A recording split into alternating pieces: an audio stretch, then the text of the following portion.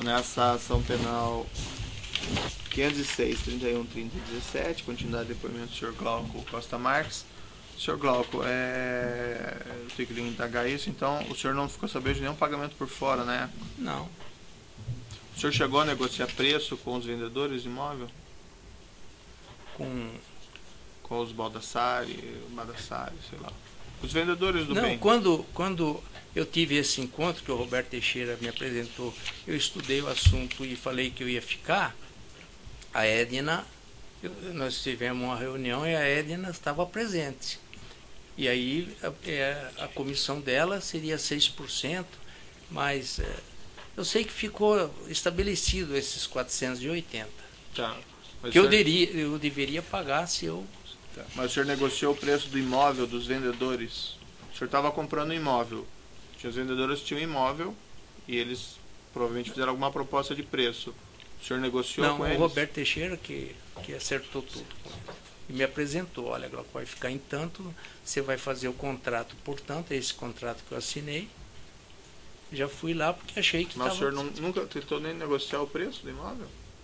Não, mas ele já me trouxe. Ele falou, olha, o imóvel ficou para a venda há muito tempo, acho que por 10 milhões. Não lembro. Ele me falou um preço lá. E eles estão vendendo por tanto. Que vai sobrar para eles. Então tem que pagar IPTU, isso. Então a gente não sabia exatamente quanto que eles deviam de IPTU, porque era coisa atrasada. Tinha uma porção de dívida e deu um valor quebrado que é esse valor que está... Certo, mas assim, numa transação imobiliária, normalmente as partes negociam. O senhor então não negociou esse preço com ninguém? É isso que eu estou perguntando. Não. Esse preço foi negociado, eles pediram para o Roberto Teixeira e o Roberto Teixeira me passou, o preço vai ficar em tanto. E o senhor concordou e não tentou negociar de maneira nenhuma? Já estava barato. Bom, em princípio são as perguntas, eu passo ao Ministério Público.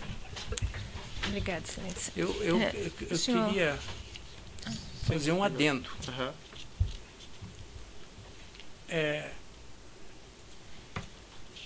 Algum tempo depois de tudo resolvido, eu estava já lá tranquilo, o Roberto Teixeira falou, olha, Glauco, você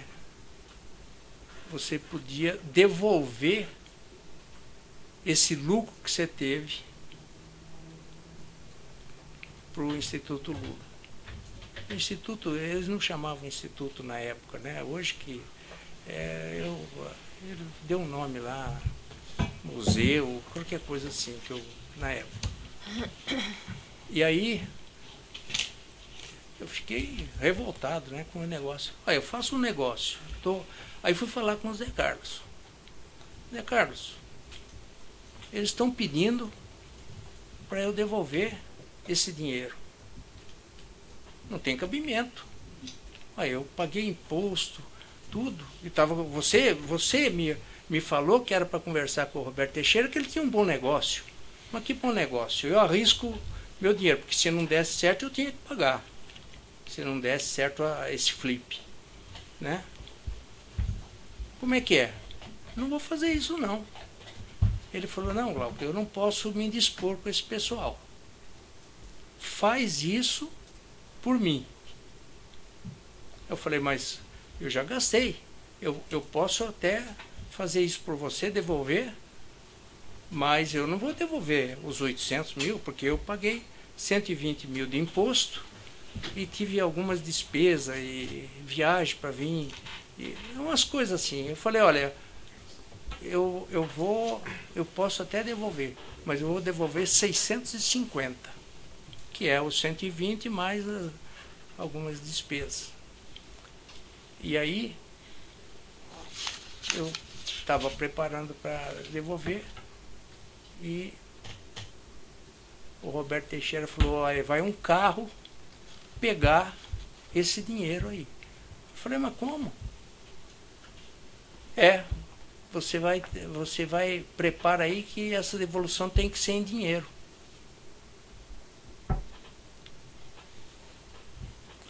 Falei com o Zé Carlos de novo. Zé Carlos, que negócio é esse? Tenho que ir lá no banco tirar 650 mil? Ele falou, faz isso, Glauco, faz o que ele está pedindo. Bom, eu fui no banco, tirei em duas parcelas, demorou entre uns 5 dias. Eu tenho o saque que eu fiz de 350 e 300. Levei para casa e eles mandaram um carro blindado. Eu fiquei sabendo que era o carro blindado o dia que eles apareceram na frente da minha casa. Pediram, deram meu endereço, tal dia vai aparecer aí. O carro tinha 2 motoristas que falaram para mim que eles vinham revezando, que eles eram especialistas em transporte de dinheiro. Eu falei, mas como que é esse transporte? Ele falou, o carro é blindado e tem um cofre dentro do banco traseiro. Aí eu fui olhar. O banco é um banco normal, mas aí eles têm um jeito de abrir o banco e pôr o dinheiro. E daí você entregou o dinheiro? Eu entreguei os 650 mil para eles. Isso aí já começou a me desgastar. Isso foi aproximadamente quando, senhor Glauco? Foi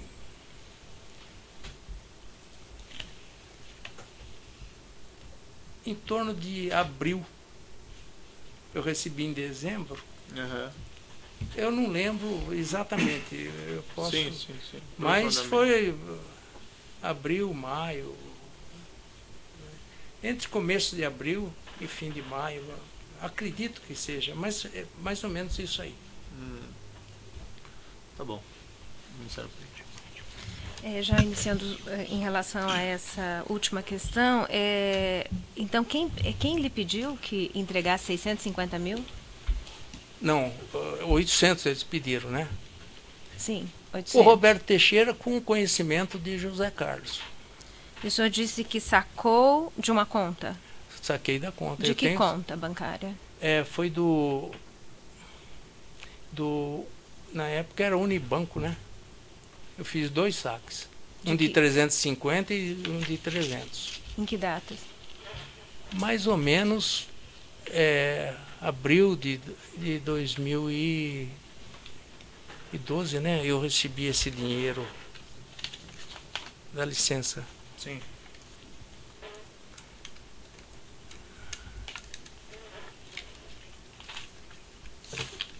Eu recebi dinheiro em 2011, né?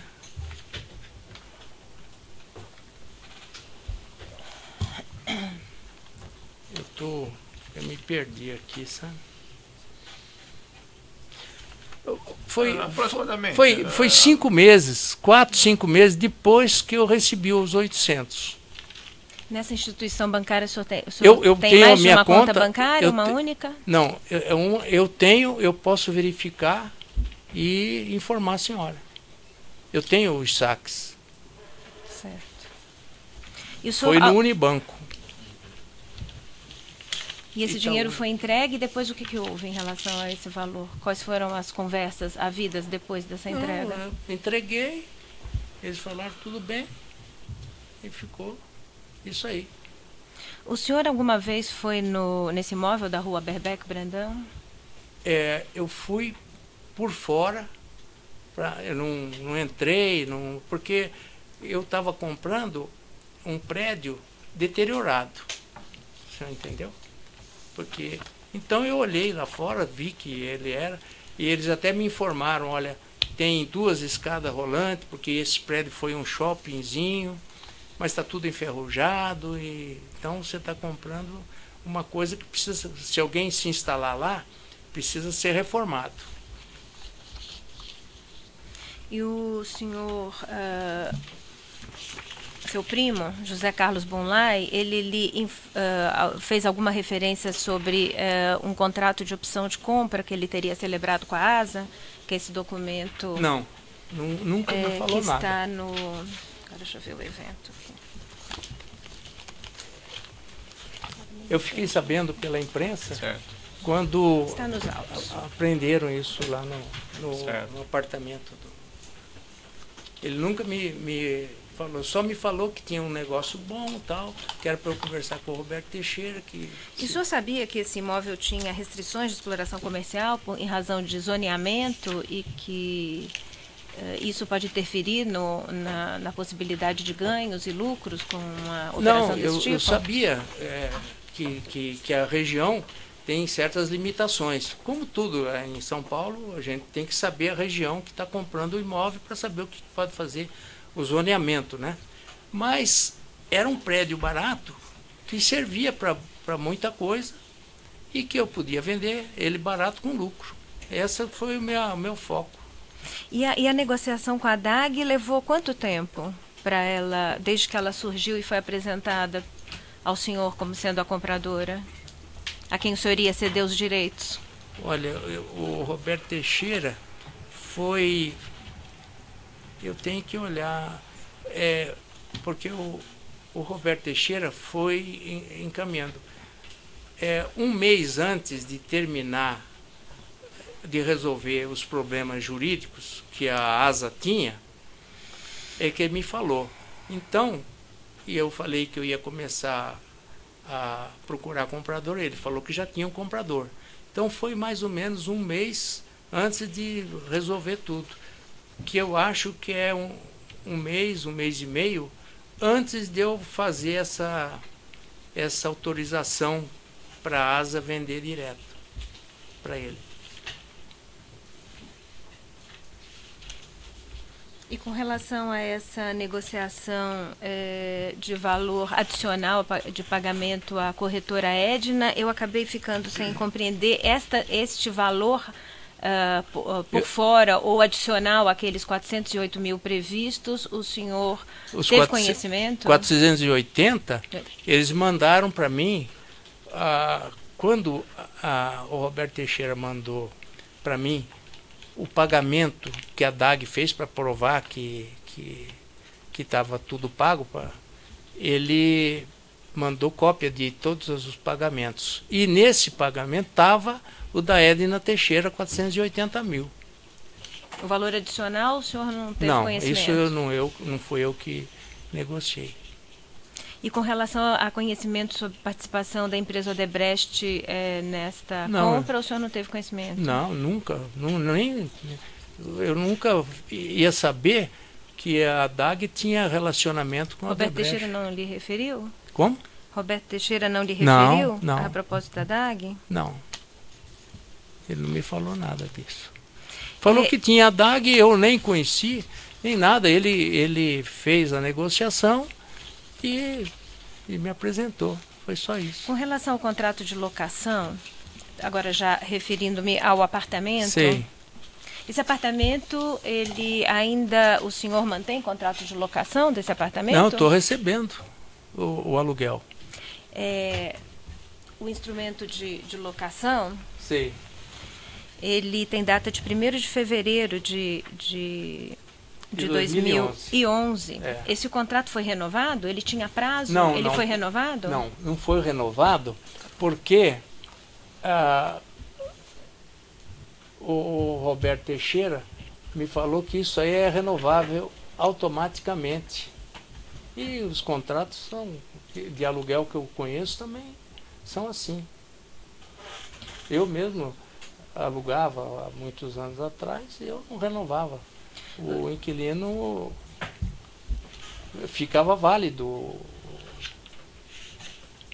E o senhor declarou perante a Receita Federal o recebimento desses aluguéis? Tudo. Eu pagava... Sem tê-los recebido? O senhor informou ao juízo que recebeu esses aluguéis apenas a partir de 2015? Isso. O senhor declarou à Receita o recebimento desses aluguéis? Declarei.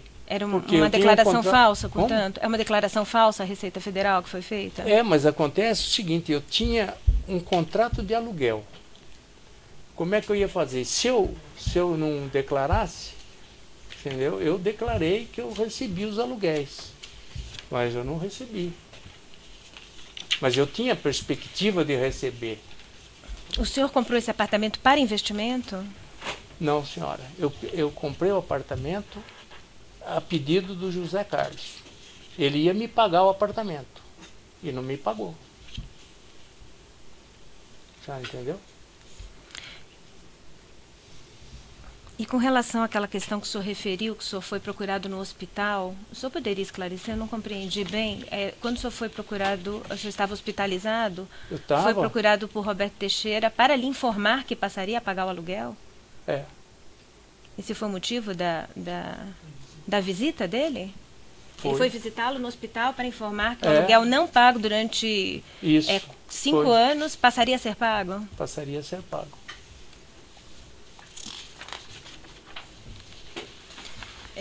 Consta dos autos da ação de inventário de Augusto Moreira Campos que a cessão de direitos hereditários e de meação sobre esse apartamento só foi comunicada ao juízo, Sim.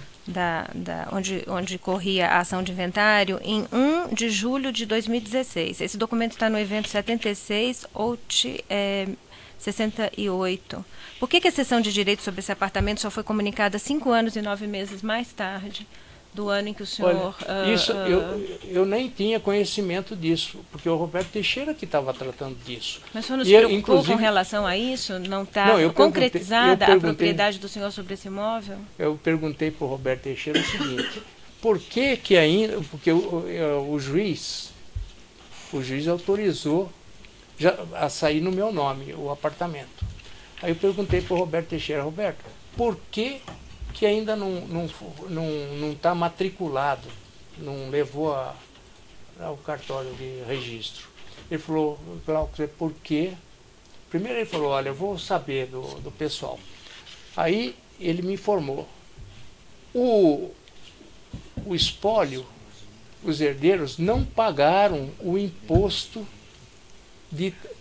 porque o imposto de transmissão do apartamento, para mim, eu paguei. Mas eles não pagaram o imposto de transmissão, de causa-morte, né? Uma coisa assim. Eles ainda não pagaram. Que os imóveis vão todo para o nome dos herdeiros. E os herdeiros têm que pagar o imposto. E eles não pagaram. Então eu não podia... Essa foi a explicação do Roberto. Eu pediria ao senhor agora que relatasse a sua relação com o ex-presidente Lula e a sua família. Qual é a sua relação com o ex-presidente Lula e a família dele?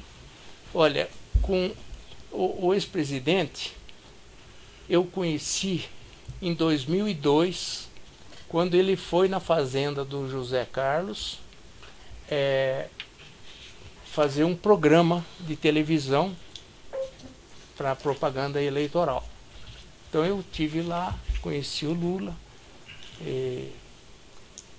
Depois disso aí, eu tive mais ou menos de 4 a 5 vezes com o Lula. De 2002 até há pouco tempo, olha, eu posso contar para a senhora quantas vezes eu tive com o Lula. Eu tive em 2002, nessa campanha, quando eu conheci, tive num jantar na casa do José Carlos, aliás, 2 jantares na casa do José Carlos. Eu tive numa palestra que ele fez em Corumbá e tive no aniversário do Luiz Cláudio no apartamento dele. E nesse apartamento que o senhor cujos direitos o senhor adquiriu, o apartamento vizinho? Isso. Este apartamento o senhor visitou alguma vez para adquiri-lo? Claro. Quantas vezes o senhor esteve lá? Uma vez só. Antes da compra ou depois da compra? Olha, a senhora... Não, foi antes da compra. O senhor visitou as dependências do apartamento? Visitei. Ele estava mobiliado, eu visitei, né?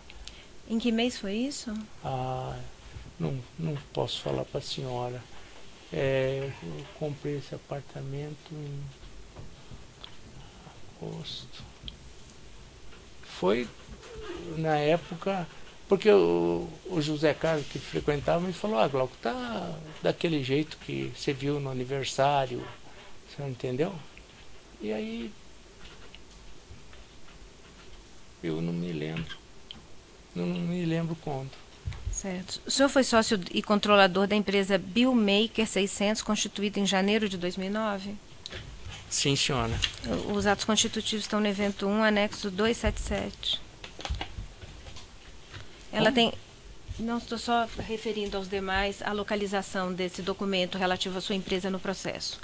Essa empresa tem como sede a Avenida Brigadeiro Luiz Antônio, 3530, Conjunto 61, em São Paulo. Sim, senhora. Nesse mesmo endereço, ele foi usado como sede da empresa LLCS Participações, constituída pelos filhos do ex-presidente, Luiz Cláudio e Fábio Luiz?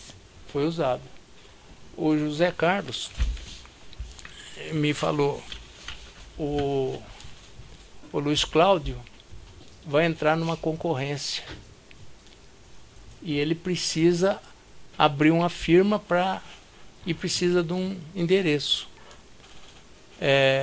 Eu falei para ele que poderia usar, porque se ele ganhar a concorrência, ele vai alugar um lugar e se não ganhar, ele vai fechar a firma. Então é uma coisa que ele usou o endereço sem usar só. Ele não usava o mesmo ambiente também? Não. Não. A Billmaker teve como sócios Fábio Tsukamoto e Otávio Linhares Ramos. Isso. Em períodos coincidentes em que eles são sócios na empresa ZLT 500 de Luiz Cláudio Lula da Silva, filho do ex-presidente.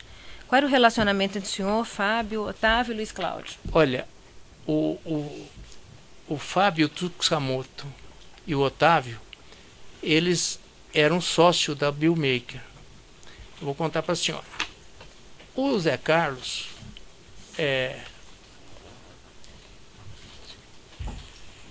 me ofereceu para montar esse... Falou, Glauco, você que está querendo fazer alguma coisa além da pecuária que eu estava deixando para os meus filhos,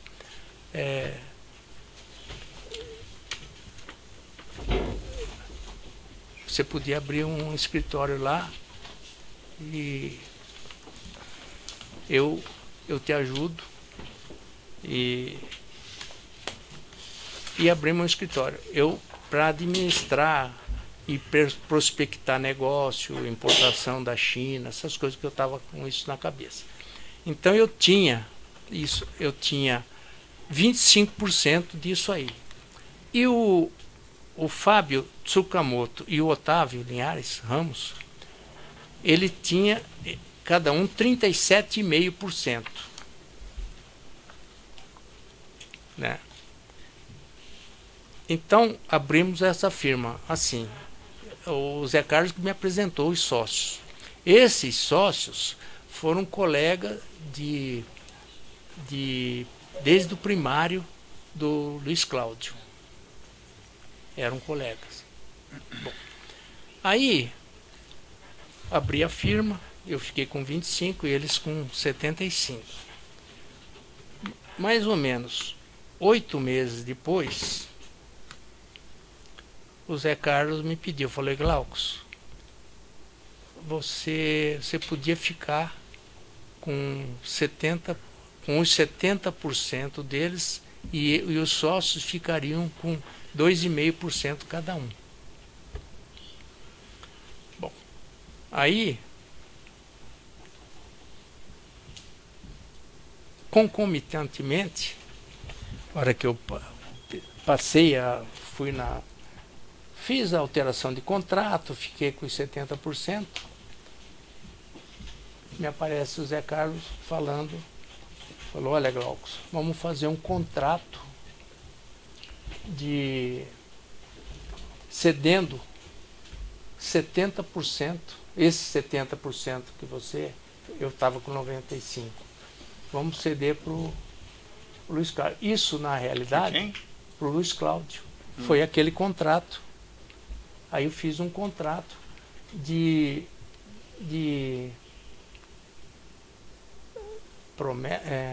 Se você refere a esse instrumento particular de contrato de opção de compra e cotas? Isso, de opção de compra irretratável e irrevogável. Quer dizer, praticamente passei para ele os 70%.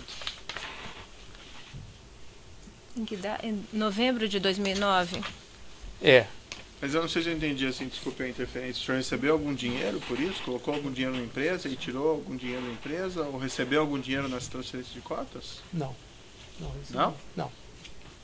Não recebi. E o senhor fez a que título, então, essa transferência? Como? A que título o senhor fez essa transferência? Movido por que objetivo? Porque quando abriu a firma, o capital da firma, eu anotei aqui, era 240 mil a ser integralizado. Então, quando transferiu as cotas, olha, no dia 21/10/2009, aumentamos o capital, dobrou. Mas, primeiro eu passei a firma no meu nome. E fiz o contrato de opção de 70%. Isso aí demonstra, hoje, eu vejo a estratégia do José Carlos para me... Ele podia me pedir, falar, eu preciso isso, aquilo, mas não, ele adotava uma estratégia como essa da compra do prédio, como essa Ele adotava uma estratégia para me pôr no negócio, em benefício dele. O senhor entendeu? Não, o que o senhor quis dizer com essa estratégia para colocá-lo? Vamos supor, esse negócio de passar a firma. Primeiro, eu passei a firma, passei 70% e os sócios ficaram só com 5%. Então eu fiquei com 90%, eu tinha 25%. Então eu fiquei com 95%. Mas, assim que eu estava fazendo o contrato, ele falou, você precisa passar fazer esse contrato com o Luiz Cláudio. Aí que eu vi, né, que isso aí era do Luiz Cláudio. Se aparecesse algum negócio, que até aquela época, porque eu fiquei prospectando. E durante todo esse tempo, eu não fiz nenhum negócio, porque os negócios que apareciam, era assim, apareceu um negócio aí, tem um negócio bom lá. Eu ia ver, precisava pedir para, vamos supor, para o governador. Não, pode deixar. Não, eu nunca fiz um negócio com órgão público. E eu então, durante todo esse tempo... Pediu o que? O governador que o senhor disse? Não, vamos supor, aparecia um negócio. O negócio precisava do beneplácito vamos supor, de um órgão público, Então, tinha que usar influência, e eu nunca quis isso aí. Ele o colocava como intermediário nos negócios? É isso que o senhor está dizendo? Não. Eu digo o seguinte, eu estava pesquisando negócio para Biomaker. E eu nunca consegui arrumar um negócio, vamos supor, decente, porque eu não ia nessa altura. Eu estou com 77 anos, né? Na época eu tinha menos um pouco, mas eu tinha idade. Eu tenho um nome a zelar. Eu nunca fiz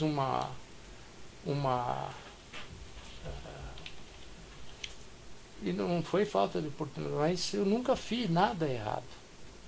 Você entendeu? Então, vamos supor, precisava abrir... Vamos supor, precisava pedir uma concessionária em algum... Eles só davam uma concessão para venda de carro, para abrir uma loja de carro, né? Isso aí é difícil, então tinha que pedir para alguém que tivesse influência para fazer. Eu vou interromper aqui pelo tamanho do